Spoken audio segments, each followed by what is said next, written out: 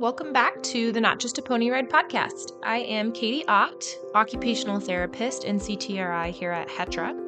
And today we are doing a spotlight on not necessarily a diagnosis, because what we're talking today is not a standalone diagnosis, but talking about something that I think is a really hot topic, especially right now because it's back to school time, and that is executive function. So we might have heard this buzzword, executive function. And there is a lot of details and nuances to it, but it's really not as complex if we just break it down a little bit and think about it practically. So, why is it important for you to understand executive function? Well, as instructors, it's important for us to arm ourselves with whatever information or education that we can in order to help our participants be successful, right? So, we want to be able to fully understand what deficits or difficulties our participants might have in order to change our teaching strategies. Maybe something as simple as tweaking one little tiny thing could really make the world of difference for our participants. So, educating yourself as much as you can about some of these disabilities and different deficits and kind of buzzwords in medical terminology is only going to help you be more successful. So, that said, let's get into it.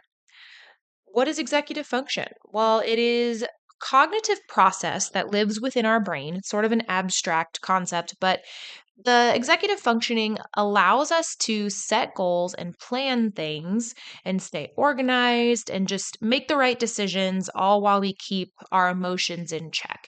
So the day-to-day functioning that we do as a adult human, setting goals for ourselves, planning, oh, I need to go to the grocery store on the way home because I'm not going to have time to do it tomorrow. All of these things we rely on our past history, experiences, emotions, things that we've learned, maybe things that we did that didn't go right. And now we know all of those things.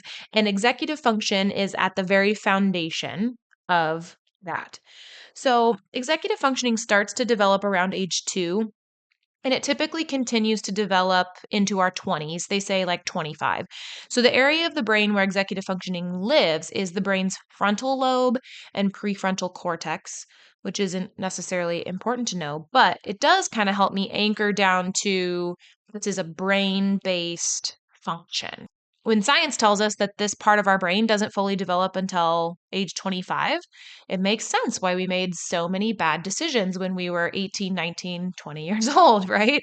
But people who struggle with executive functioning beyond what is, typical development are going to struggle with a number of things. So they might have difficulty starting or completing tasks, difficulty prioritizing those tasks, forgetting what they heard or read, difficulty following directions, panicking when the rules or the routines change, difficulty switching focus from one task to another, might be overly emotional or fixate on things, and just overall have trouble organizing their thoughts and their belongings and managing their time and all of that. Okay.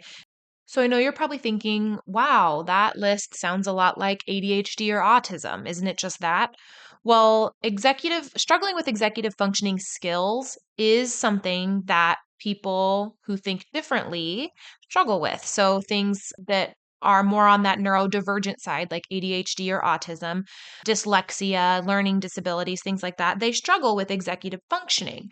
So you're going to think of executive functioning more like a symptom of a bigger diagnosis, not a diagnosis itself. Executive function dysfunction also comes with a variety of other diagnoses that impact the brain, right? Because we know it's a brain based skill. So things like dementia, stroke, TBI, anything like that, depending on where the area of the brain was mostly impacted, may struggle with executive functioning and all of these skills. Now, these difficulties do not mean that the person is lazy or not intelligent. It just means that learning looks differently because that brain pathway is impacted in some way or another. So, like I said, we're not talking specifically about a diagnosis, but rather a sort of series of symptoms that people can experience as part of something larger or broader. Okay, so if we think about executive functioning, break it down just a little bit further, there is a lot that goes into it. And it's sort of based on these 7 skills. So, the strength of these next 7 skills we're going to talk about. And I want you to think of each of these skills sort of like highways. So, all of the highways begin in our prefrontal cortex or in that frontal lobe, and then the highways travel to different parts of our brain. Okay, so each one of these skills or highways, if you will, in our brain are part of the larger picture executive functioning. Okay, so number 1 is self-awareness, self-directed attention, keeping yourself on track, being aware of how you feel and what you're doing. Okay, so that's number 1. Number 2 is inhibitory control. So this skill focuses on how well you control your thoughts and your emotions and your focus. Like, for example, if your participants are trying to focus on your instructions while there's a tractor mowing the grass at the same time, this inhibitory control is going to block out all the other noise that isn't important. So it's going to block out the tractor noise so that you can listen to the instructions being given to you. Step further, if this makes your participants very angry that they can't hear your instructions because the tractor is running, inhibition control is also going to be what helps your participants resist the urge to do something that they'll later regret, like lose their temper or lash out or whatever that is. So this is controlling your thoughts, emotions, and focus. Number 3 is nonverbal working memory. Nonverbal. So, this is information about experiences, feelings, sounds, images. It's a bit more complex than verbal working memory. So, nonverbal working memory is like remembering how to, get your body to move in a certain way to make your horse turn on the forehand. Okay. So, it's more of that like sensory experience and the memory of that. Whereas the 4th highway, if you will, is the verbal working memory. So that focuses on auditory information like remembering a set of verbal instructions for a pattern. So the nonverbal is the more sensory experience, and the verbal is obviously verbal instructions. So that was 3 and 4. Number 5 is emotional self regulation. So, this is being able to control your emotions uh, and not let them make all the decisions for you. Number 6 is self motivation. So, pretty self explanatory, how well you motivate yourself to stay on task. And then the 7th is planning and problem solving. So, that's like troubleshooting, coming up with new ways of doing things, that sort of thing. Okay, so we have all 7 of these brain highways, and a lot of these things play into the higher level skill of cognitive flexibility. So cognitive flexibility is the ability to think about something in more than one way, like smoothly shifting gears between tasks and thought processes and situations, and basically using all the previous skills that I mentioned to multitasking. For example, you're writing a pattern and using all your reins and your leg aids and your verbal cues. You're using all these things that you have learned in the past in some way or another, and then another horse cuts you off in the arena, so you quickly decide you're going to put your left leg on to divert your horse away from the other horse and to make the better decision of not running into the other horse, right? So what's interesting to me is that those who struggle with executive functioning may only struggle with one of these circuits or these highways, because remember, each of these highways is going to a different part of the brain. So depending on either what part of the brain's impacted or which part of the brain is stronger, there might be people who have more of a working memory deficit, or some people that have more of the emotional regulation difficulties or more difficulty with timing, but they're really strong maybe in another area. And so just remember that all of these skills live on different highways. So just because someone struggles with emotional regulation doesn't mean that they can't have a good working memory. All of these things kind of contribute to executive functioning, but can also kind of be a spectrum, if you will. Are you confused about equine assisted learning?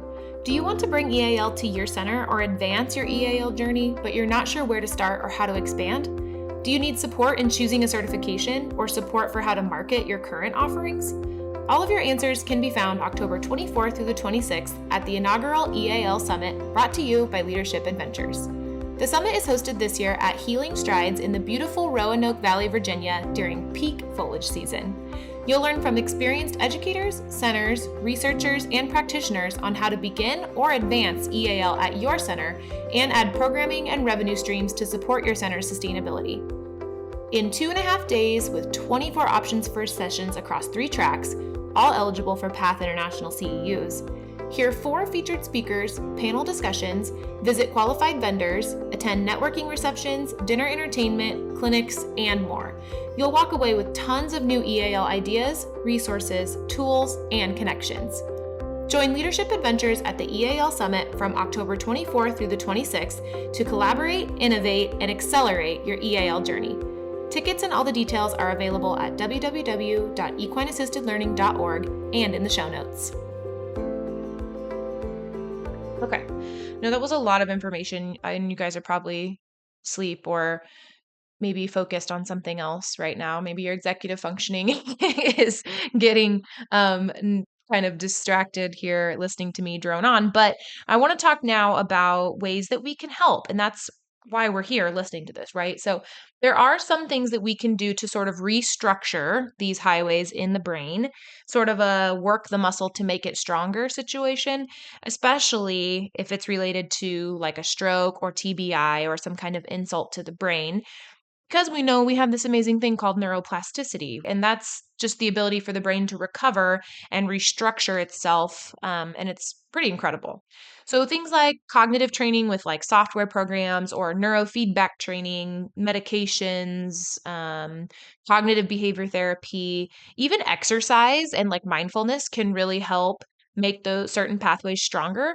But today, I think our main focus is going to be on just those effective learning strategies that we can deploy as instructors to help our participants who may struggle with some of these executive functioning processes. And the truth is, there is a million strategies that we could talk about to support executive functioning, especially for adults. But I think we're going to keep this more strictly related to adaptive writing and how to teach our participants that are going to struggle. So, what we're going to try to do as instructors is take the cognitive load off of our executive functioning system and think about outsourcing that work to other places. So, for example, we use things like sticky note reminders or alarms on our phones or any kind of external tool that we can use so that our brain doesn't have to remember all this information all the time. It's just less for the brain to manage. Overall, the less hard that our brain has to work to manage all this information and remember it all, the more easy it's going to be to learn new things.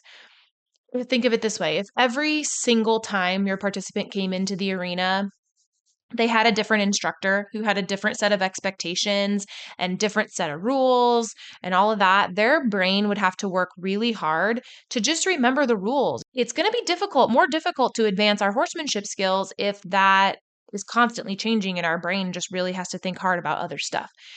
So, establishing consistent routines and expectations is going to make your life a whole lot easier as an instructor, but also for your participants too. You know, you come in and maybe you do the same set of warm ups every time, or, every time your participant comes in and they help check the tack before they get mounted, or whatever it is.